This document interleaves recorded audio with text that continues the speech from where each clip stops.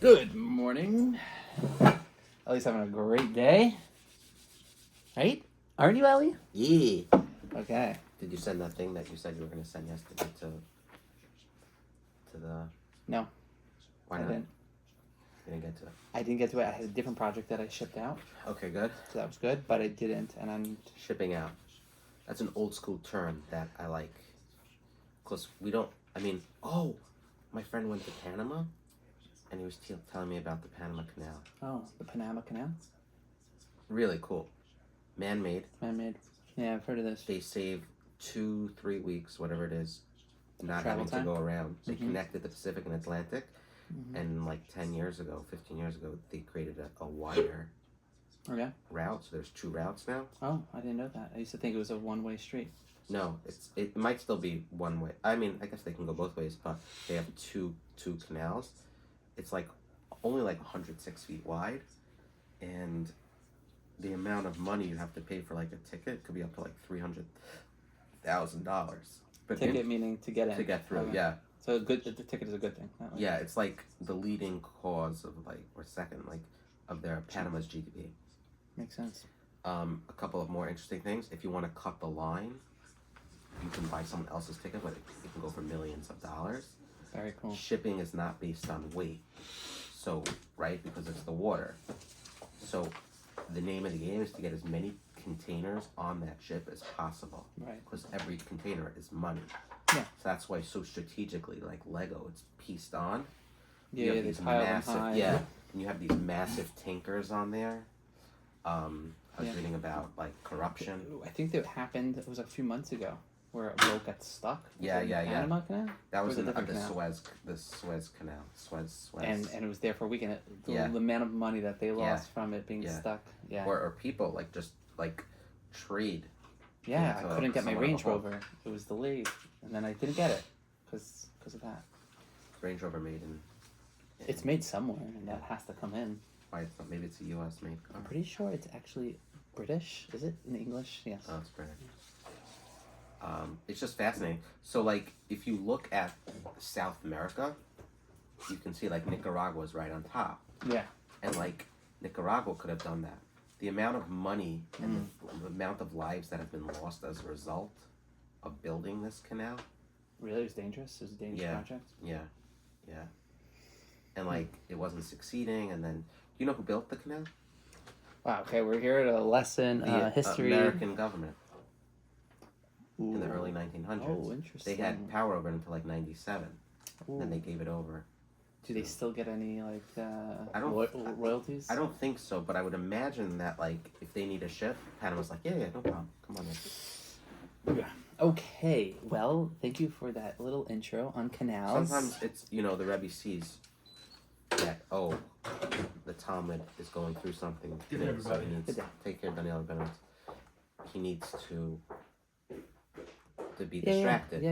Every know. time you learn with your Chavrusa or your Rebbe, you went straight into it, or sometimes you need to be a listening ear. No, you're right. You're right. I was by parent-teacher conferences the other night, and I was telling him, sometimes my son can be a little energetic, and he's like, he pulls out an iPad, a Rebbe pulling out an iPad, 2024.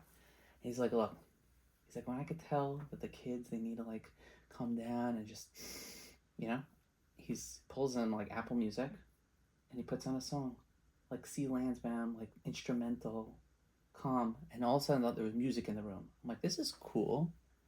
They didn't I like do that. that when I was a kid, but you're right. Sometimes you have to read the room, understand what's going on, and look, a canal. If I want to be a little bit of a Yitzi Langer here, I think there's a nimshal to us of like sometimes you feel like there's nowhere to get through, and yeah, it could take a lot of work, and you could build through a canal through those hard times, and they're gonna fall, and people are gonna get hurt in the process, but ultimately, you sometimes need to just make that pathway, and when you do, it's that's how economies thrive, and that's how we thrive. But we have to just make that Pesach, and Hashem will help. And Yeah.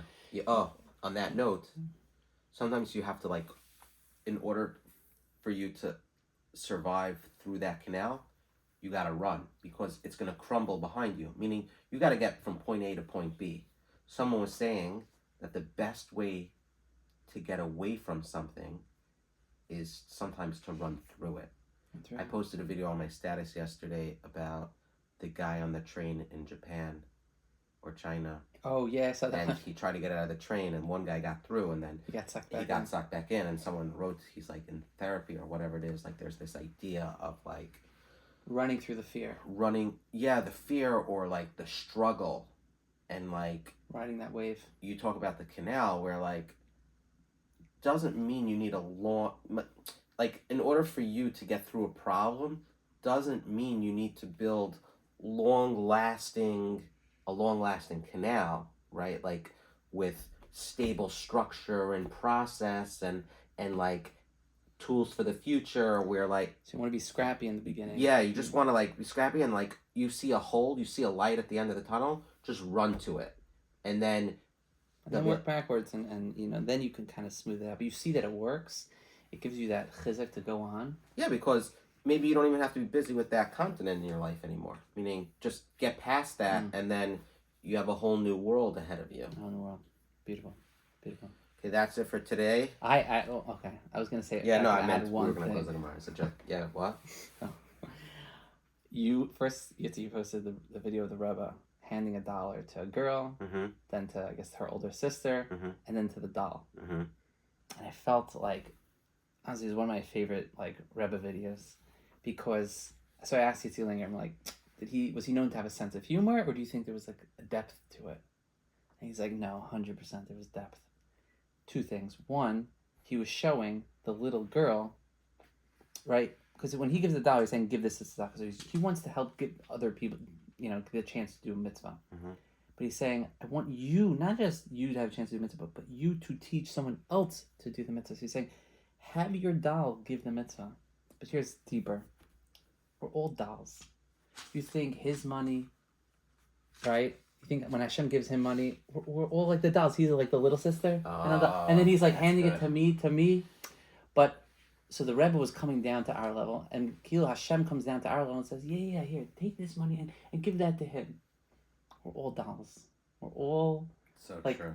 What is there? And we have to just realize that, yes, we're here, though, to do those mitzvahs, in the way that we can. And if you said, oh, the reason the doll got the money is because it got its way into the Lubavitcher Rebbe's room at that time, you'd be like, you silly goose. The doll is an inanimate object. It's a doll. The same thing with our so-called koiches in terms of like, because I did something. Yeah. Like, no, you might think that there's an action here, but you're just The as doll did inanimate exactly as that doll. Yeah.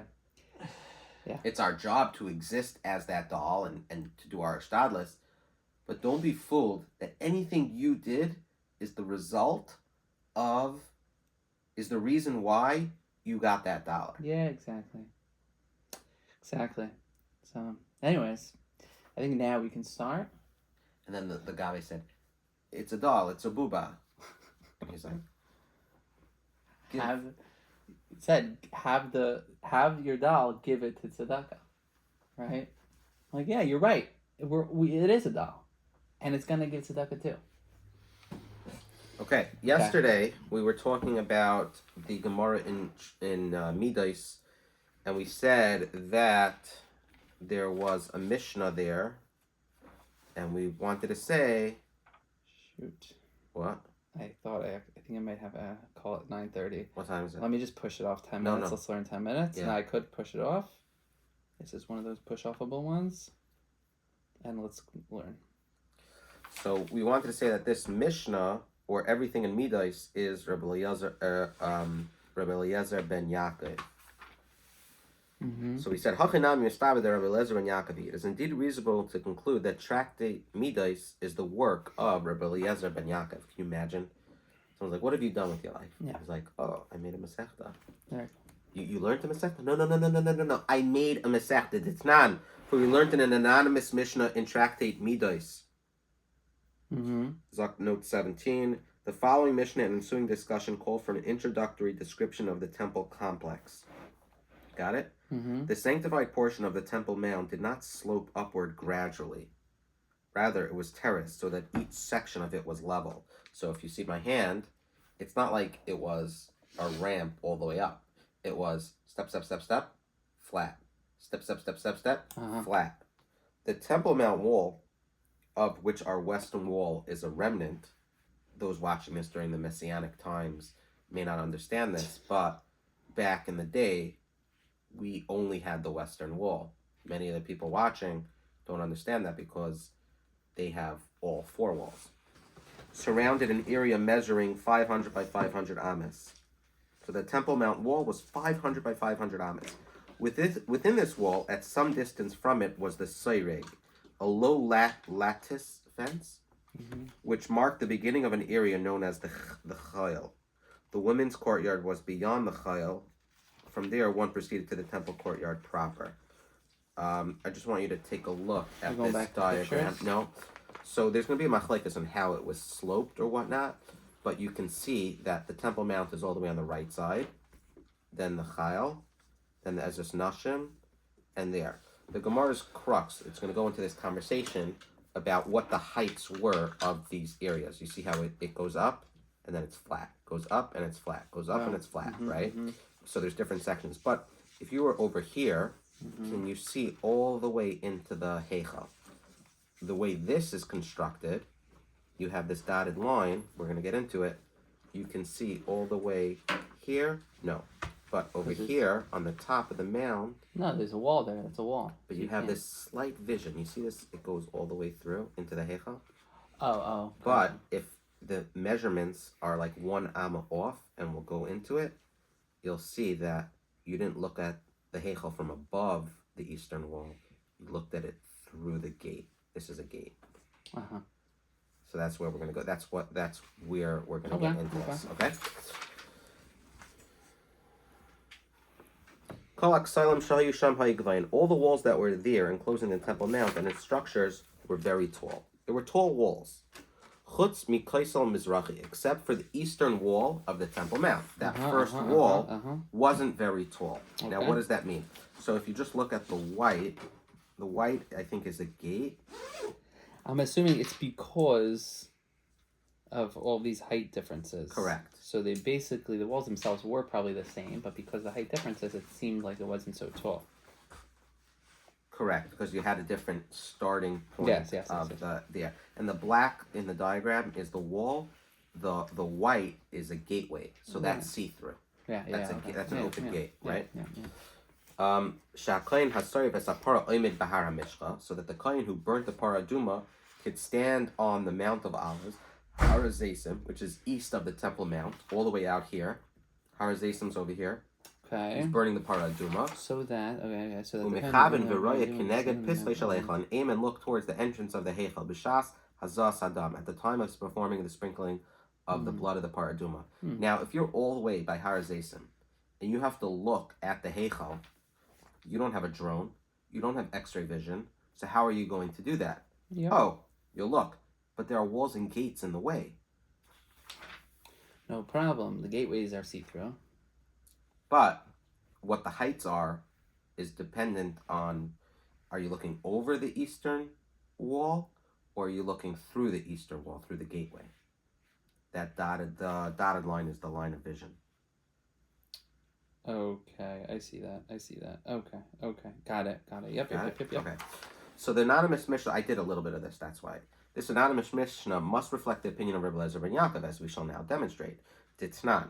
We learned the following series of Mishnah's excerpts from Tractus Midas will demonstrate that only according to the opinion of Rebbe Eliezer ben Yaakov was it necessary for the eastern wall to be lower than the other walls. According to his opinion, the base of the Heichal was 20 amas higher than that of the Temple Mount, as described in the previous note, which we'll go through, making the base higher than the top of the Temple Mount gateway. Yeah, the picture is great, so I understand it from that. That's the top. Rebbe Eliezer ben Yaakov is the top. So the 20 and a half amas high by the Heichal allows you to be able to see through the gateway. If you have not through the gateway, over the over. Right. I apologize. Because according to the Rabbanan on the bottom, it's only 19 and a half amas high. Yeah. Which doesn't allow you to see. You gotta go through. Yeah, you gotta go through. Others might maintain that the base of the Heichal is only 19 and a half amas higher than that of the Temple Mount, According to that opinion, the Kohen sprinkling blood of the Paraduma could have seen into the bottom of the Heichal entrance by peering through the 20 Amos high gateway of the eastern wall. Thus, there was no need for this wall to be lower than the others.